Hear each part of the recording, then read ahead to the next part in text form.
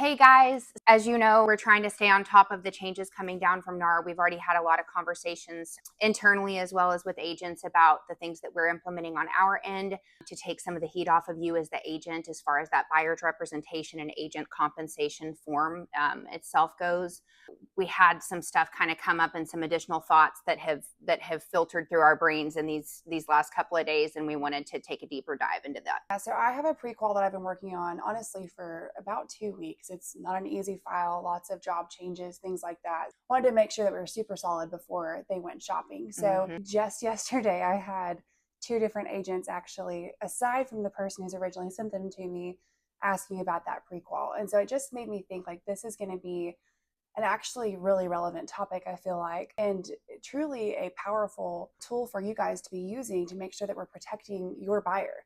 And I feel like it really is going to come down to education, because my first oh no thought is, what if we end up with a buyer with multiple buyers reps? Right. So if they don't really understand what they're signing, they could get into that situation, and that's not good for anybody. Right. So I just feel like it's really going to be important for you as the agent and us as your lender to make sure that you're educating them on the fact that you're their buyer's rep for every home, not just for this home that they're, asking to see. And that's where I was actually able to, on a different file, drive that home with that prequal, which is what we were saying before. It'll be so easy and natural for us to be able to do that for you. Hey, you're pre-qualified. Have you signed that buyer's rep yet?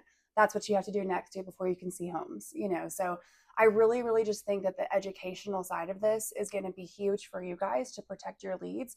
And it now gives us a tool as well to be able to make sure that that buyer's staying with you, that they didn't just pop into an open house and that you've, lost that buyer. Right. And to kind of add to that, we all have to stay cognizant of the fact that these clients are not just going to have face-to-face interactions with other agents, Zillow, places like that. Whenever they see a home that piques their interest and they inquire, to see it or whatever, there's another agent on the receiving end of that inquiry that is gladly going to go open up that house, or you know what I mean? So it's not just face-to-face interactions and phone calls that a client can be making. The internet and these sites are going to play a big part into that too. So again, just like Kara's saying, the education and the point that you guys are bringing up in the conversations to the clients and expressing, that you are there for them for any home. If they see that home on Zillow that they love, if it's a brand new listing, they don't need to be clicking, they need to be calling you.